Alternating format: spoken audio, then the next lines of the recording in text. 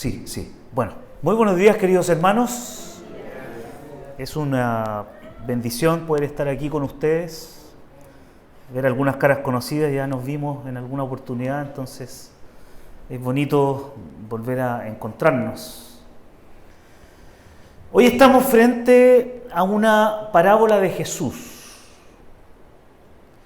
Y las parábolas de Jesús a menudo son historias cortas con el fin de enseñar una verdad espiritual. Y ese algo en esta oportunidad está relacionado con el Evangelio, el reino y tú. Se hizo la lectura de Mateo capítulo 13 del versículo 1 al 9, la parábola del sembrador, pero me gustaría repasar del versículo 18 al 23. Si puede abrir su Biblia, me va acompañando, o su aplicativo, donde está su Biblia. Versículos 18 al 23. Dice: oíd pues vosotros la parábola del sembrador. Cuando alguno oye la palabra del reino y no la entiende, viene el malo y arrebata lo que fue sembrado en su corazón. Este es el que fue sembrado junto al camino. Y el que fue sembrado en pedregales, este es el que oye la palabra y al momento la recibe con gozo. Pero no tiene raíz en sí, sino que es de corta duración. Al venir la aflicción o la persecución por causa de la palabra, luego tropieza. El que fue sembrado entre espinos, este es el que oye la palabra, pero el afán de este siglo y el engaño de las riquezas ahogan la palabra y se hace infructuosa. Mas el que fue sembrado en buena tierra, este es el que oye y entiende la palabra y da fruto. Produce a 100, a 60 y a 30 por uno. Me gustaría orar nuevamente para pedir al Señor que hable en nuestros corazones. Padre, muchísimas gracias por esta mañana y gracias por este tiempo que tenemos acá en esta iglesia con mis hermanos. Te agradecemos, Señor, porque tu palabra es viva y es eficaz. Y tu palabra nos anima, nos sana, nos confronta, nos desafía, nos transforma. Y eso queremos que acontezca en esta mañana, Señor. Te pedimos que este no sea un discurso vacío, sino que tú hables a través de ella. Te lo imploramos, te lo pedimos, en el nombre de nuestro Señor Jesucristo. Amén. Queridos, si se tratara de sembrar un mensaje, el cual tú te puedas llevar hoy, la idea sería la siguiente: la semilla del Evangelio indestructible está en ti y es evidente. La semilla del Evangelio está en ti y es evidente. Se ve, se nota. Cuando leemos la primera parte de la parábola, queda de manifiesto que necesitaremos hacer una interpretación. Pero cuando leemos la segunda parte, que es el trecho que acabamos de leer nuevamente, es el mismo Señor que nos da la interpretación de esta parábola. Entonces, cuando estás preparando el sermón, y los predicadores aquí me van a entender, te preguntas: ¿y ahora qué hago con esto?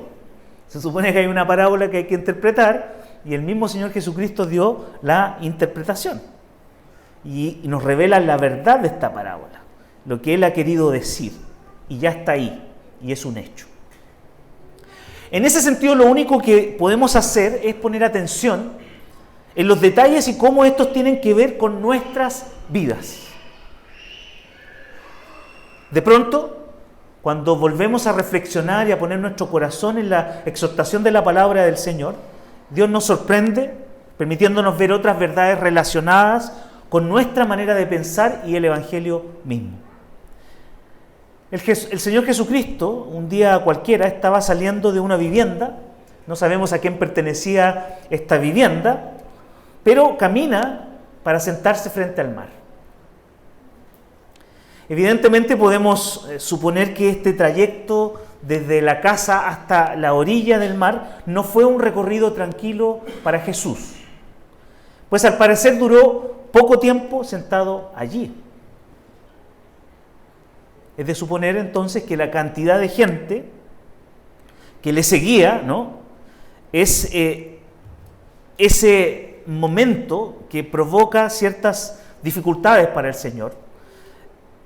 Y es que así era la vida del Señor, una vida llena de gente, con muchos seguidores hoy día, o muchos Instagramers o YouTubers les gustaría tener esa cantidad de seguidores, bien digo, para poder escucharlo, ¿no? Algunos tienen que hacer un montón de payasadas. El Señor Jesucristo solo abría su boca, contaba una parábola y la gente quería seguirlo a todas partes. Fue tal la cantidad de gente que estaba alrededor de él que en algún minuto decidió subir a una barca, uno de los medios de transporte marítimo que se usaban en aquella época. Y allí obviamente está más cómodo porque se vuelve a sentar. O sea, estaba sentado abajo, se sube a la barca y se vuelve a sentar y puede apreciar a toda la gente que estaba en la playa. Jesús, fiel a su trabajo en esta tierra, comienza a predicar. ¿Cómo? Contando una historia, una parábola. La parábola se trata de un sembrador que salió a sembrar y la semilla que él está sembrando cae en distintos tipos de tierra y por lo tanto da diferentes resultados dependiendo del lugar donde cae.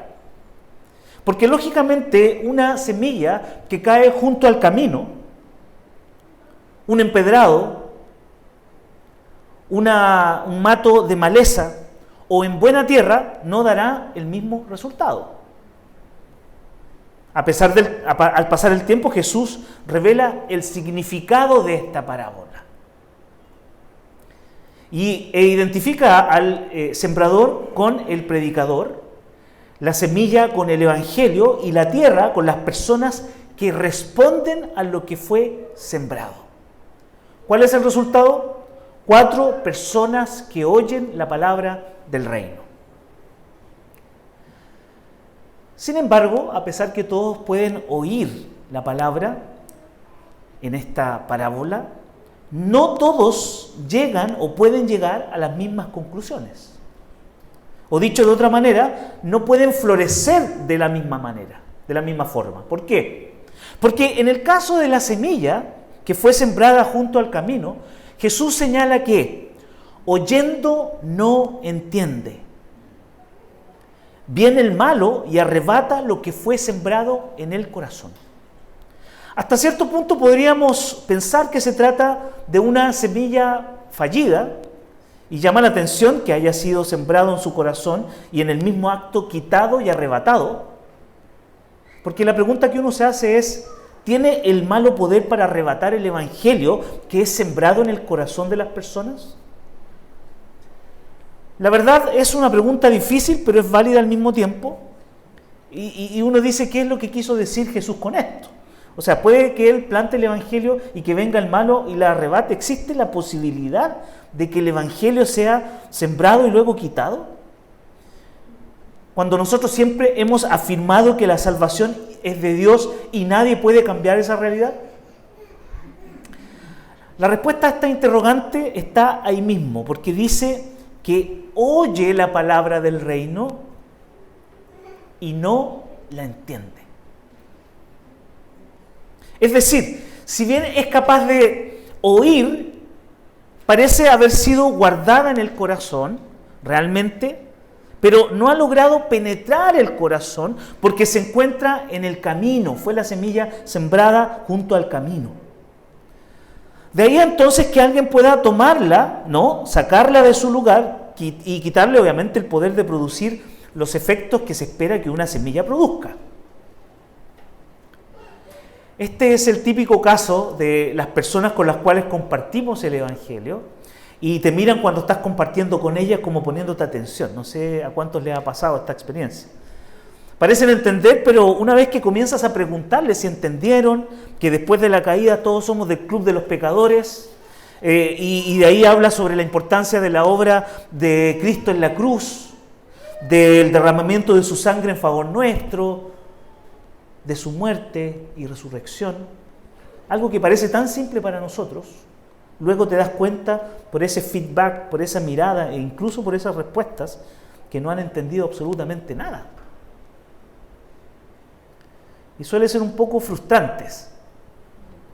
En varias oportunidades me tocó vivir este caso mientras compartía de Cristo en la universidad. Y no solo en la universidad, a veces también acontece con algunos miembros de la familia, amigos, vecinos, etc. Y es que las parábolas específicamente tienen esa peculiaridad, que a pesar de ser escuchadas, no están disponibles para todos. Marcos, en el capítulo 10, versículos 11 y 12, dice lo siguiente. Dice que cuando Jesús estuvo solo, los que estaban cerca de él, con los 12 le preguntaron sobre la parábola y les dijo, mire, pongan atención, a vosotros os he dado saber el misterio del reino de Dios, mas a los que están fuera, por parábola todas las cosas, para que viendo, vean y no perciban, y oyendo, oigan y no entiendan, para que no se conviertan y les sean perdonados los pecados. Para que no se conviertan y les sean perdonados los pecados. Increíble, pero cierto. El misterio de Dios en la salvación. Dios quiera que podamos estar escuchando y entendiendo la verdad de Dios. La semilla que fue sembrada en pedregales es el que oye la palabra y al momento la recibe con gozo. En el caso anterior, recordemos, la persona oye la palabra, pero no la entiende. Aquí, la buena noticia es que esta persona oye la palabra y esto le trae gozo, alegría al corazón. Es decir, hay un entendimiento de lo que está escuchando. Le hace sentido. Le provoca gozo. Y el gozo debería ser el resultado natural de escuchar el mensaje de Dios, la buena noticia. Porque para quien recibe la gracia de la salvación, no existe algo más grande que esto, no existe. Saber que hemos sido alcanzados por la misericordia, que hemos sido resucitados a una nueva vida y que hemos sido regenerados para disfrutar de una eternidad con Dios, no tiene precio. Pero ojo, el problema de la semilla que ha caído en este tipo de tierra o corazón es que no logra arraigarse, sino que es de corta duración.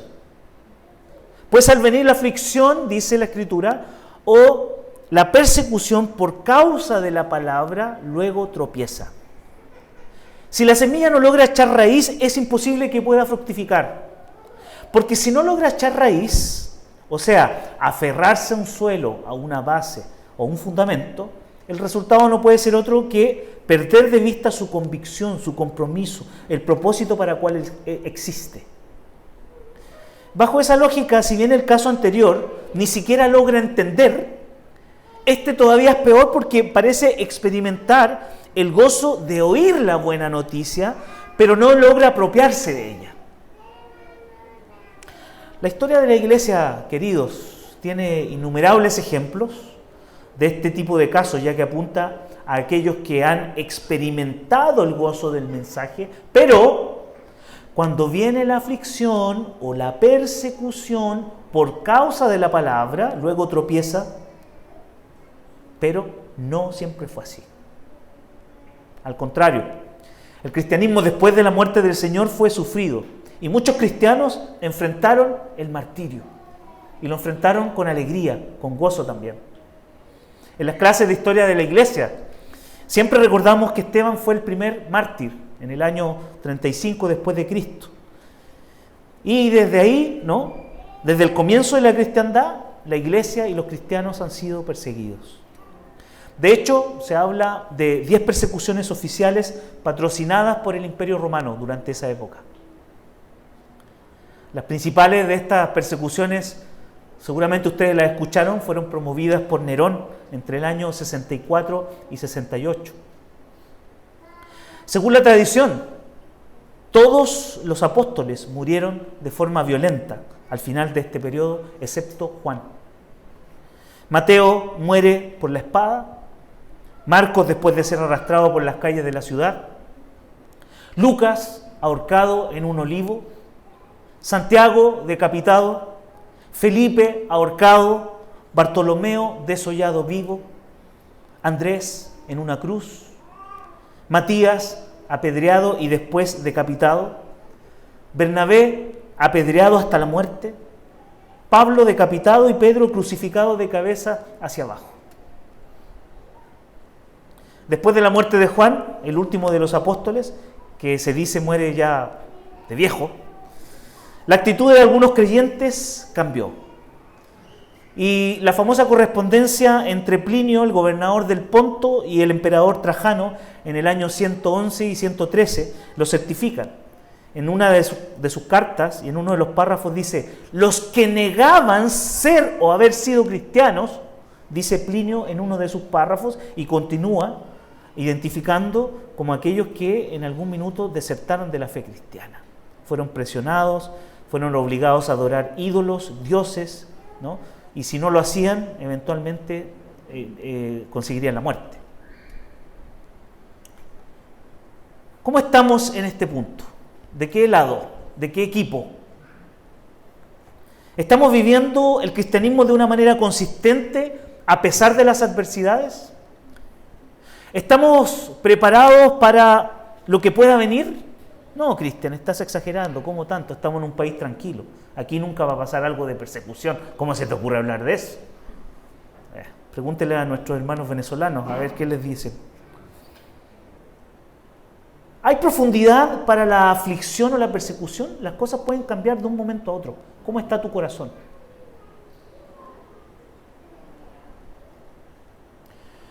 En el tercer caso, o el tercer caso, bien digo, es el que fue sembrado entre espinos. Este es el que oye la palabra, pero el afán de este siglo y el engaño de las riquezas ahogan la palabra y se hace infructuosa. Los primeros dos casos coinciden en situaciones puntuales que no permiten que la semilla crezca. En el primer caso dice que vinieron las aves y el maligno arrebató la semilla. En el segundo caso, al estar la semilla entre las piedras, el sol la quemó y por eso no pudo dar raíz.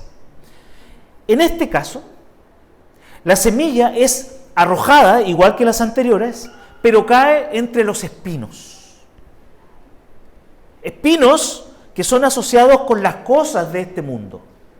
Y podríamos ampliarlo a deseos, aspiraciones y cuestiones que nos alejan de nuestro propósito principal, que es conocer a Dios y dar fruto. En otras palabras, el primero no entiende lo que la semilla significa, el segundo no comprende el fondo del contenido de la semilla y el tercero está absolutamente desorientado porque confunde lo que realmente vale en la vida. No estoy diciendo, queridos hermanos, que sea malo disfrutar de lo que Dios ha puesto en este mundo, pero su corazón está ahogado por los espinos, por las cosas de este mundo. Y es triste ver creyentes que, entre comillas, han abrazado la fe, pero sus actos muestran exactamente lo contrario, viviendo en función de lo material, de los placeres y la buena vida. Y si por ahí Dios lo puedo atender, lo atenderé, ¿no? Postergando esa profunda relación con Dios, una vida de comunión con sus hermanos, y un testimonio que debería ser prioridad para todos aquellos que lo han recibido, que tienen una relación con Él. A estos que han sido ahogados por los espinos, se les ha olvidado que todo lo que son, que todo lo que tienen y que todo lo que se tendrán y serán es producto de esa mano generosa de Dios. Puede sonar fuerte, pero el mismo texto dice: viven engañados. El afán de este siglo y el engaño de las riquezas ahogan la palabra y se hace infructuosa. Esa es la razón de que, a pesar de disfrutar todo, entre comillas, otra vez, en el fondo los mantiene insatisfechos. Nunca están quietos, nunca están tranquilos, nunca están conformes. Porque las cosas no son como ellos quieren creer. Da lo mismo si el domingo voy a la iglesia o no, total puedo hacerlo en otro momento. ¿Qué importa? ¿Para qué me voy a reunir con los hermanos si ya leí la Biblia y también estamos leyendo a Berkov y nos estamos presbiterianizando? Además, los cultos y las predicaciones están online, así que los veo cuando quiera, cuando pueda, cuando tenga algo de tiempo, y además puedo servirme un cafecito y prepararme un brownie y estar cómodamente sentado, ¿no? ¿Dijiste participar en grupos de crecimiento, de grupos en casa, con los hermanos? No, eso ya fue. Mejor me hago mi asado en la terraza, con algo para beber. Total, para todo hay tiempo, ¿verdad? Evidentemente, estas perspectivas hacen que la semilla, la palabra, sea infructuosa. El verdadero creyente, queridos, no anda por ahí caminando solo, sin comunión con sus hermanos y pensando que puede vivir su espiritualidad como le da la gana.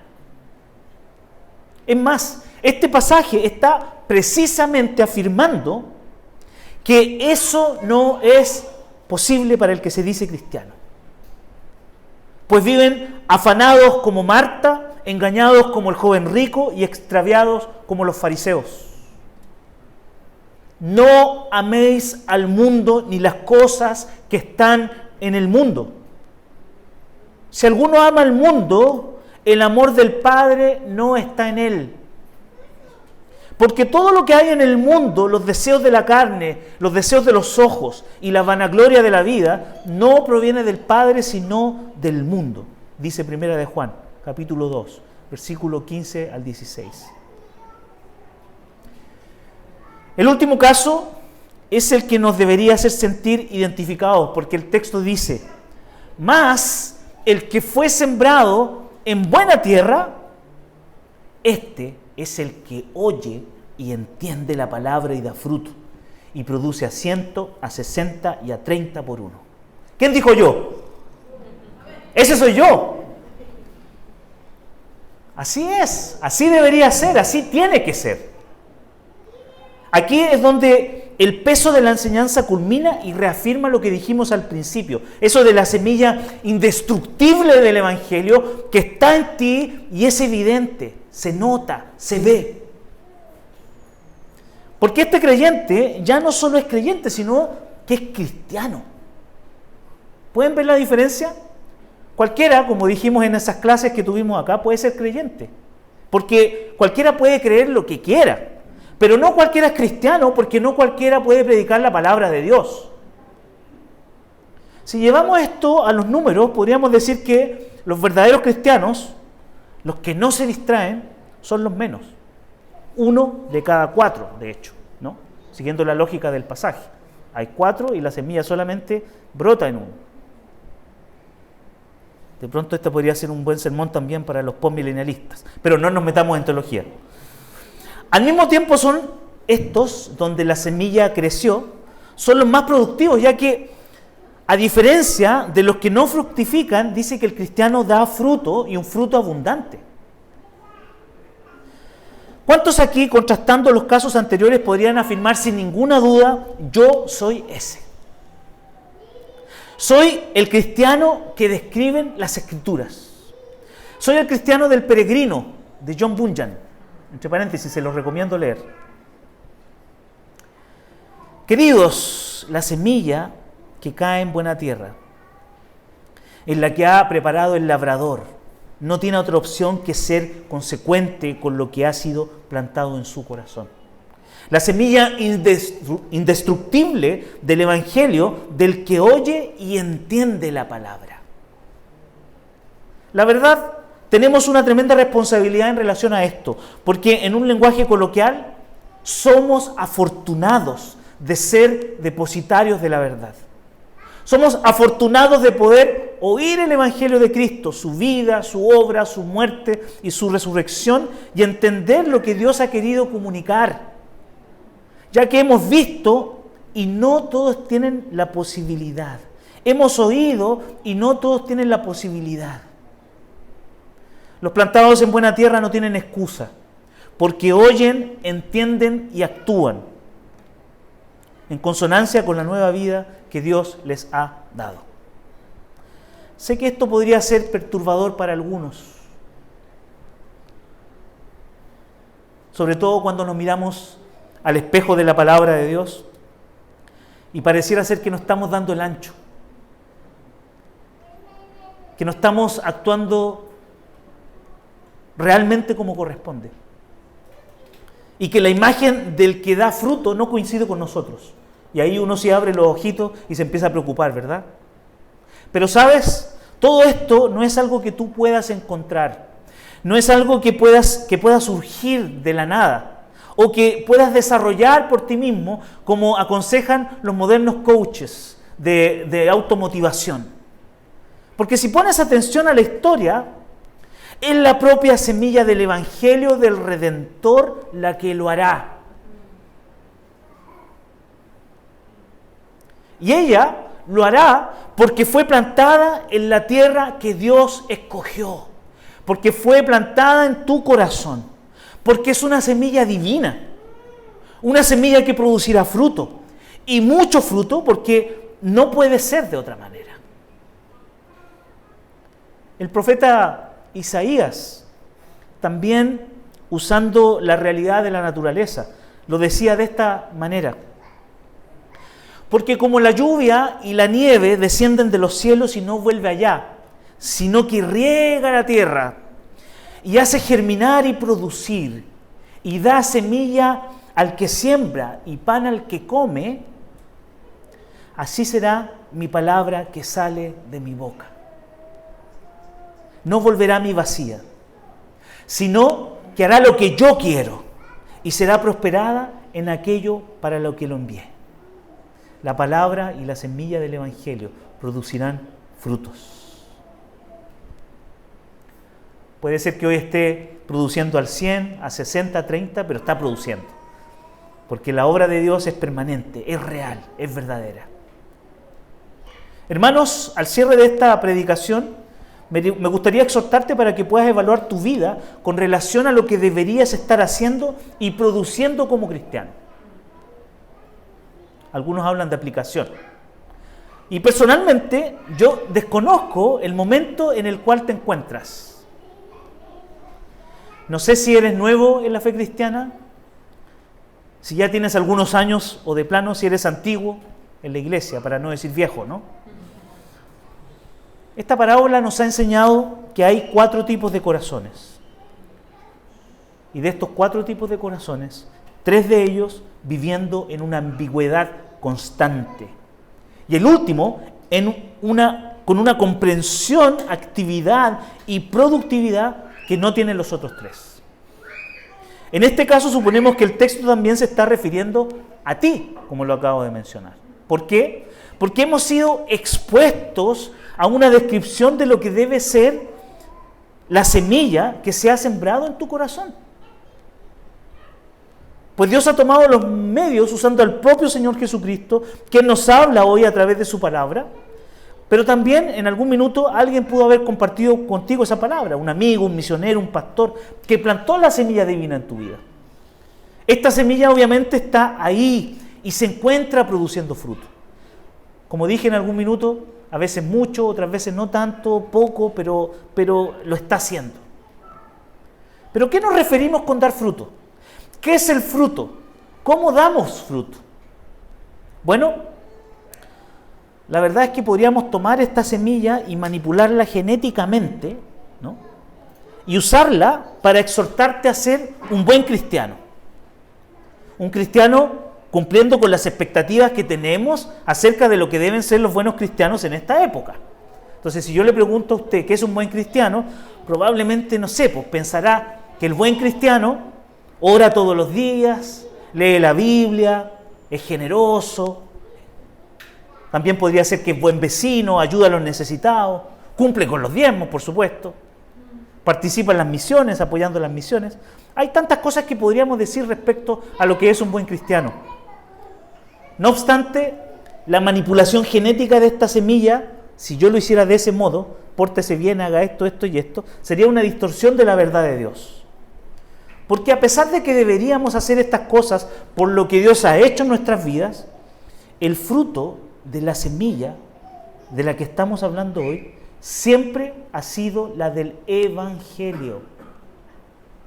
Siempre ha sido la del Evangelio.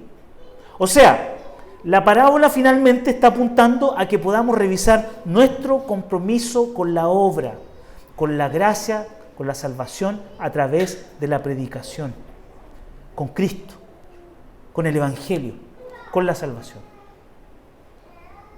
En consecuencia, me gustaría invitarte a pensar en cómo está tu compromiso con la predicación del Evangelio. ¿Todavía estás en ese trabajo y nadie sabe que eres cristiano? ¿Cómo te estás comportando? ¿Cómo estás viviendo? ¿Eres luz en medio de las tinieblas? ¿Estás realmente siendo un árbol como el del Salmo 1? Que da su fruto a su tiempo y su hoja no cae y todo lo que hace prospera. ¿Le contaste a todos los que están a tu alrededor las buenas noticias que fueron sembradas en ti? ¿O todavía te falta alguno? Queridos hermanos, si esta introspección no te deja tranquilo, te invito a aprovechar esta semana para pensar en alguien en quien has deseado arrojar la semilla sobrenatural del Evangelio. ¿Y por qué no? Voy a ser un poco más desafiante. Pensar en alguien de tu entorno con quien puedas compartir el Evangelio y si no, traerlo a la iglesia por último el día domingo para que venga a ver si cae la semilla en el corazón. Pero no podemos estar tan quietos, tan cómodos, tan tranquilos cuando vemos que la gente necesita de Cristo, necesita la esperanza, necesita la salvación. Nunca olviden que la semilla indestructible del Evangelio que está en ti es evidente, se nota, se ve. El Señor bendiga su palabra y el Señor nos permita crecer y madurar para hacer su voluntad. Amén.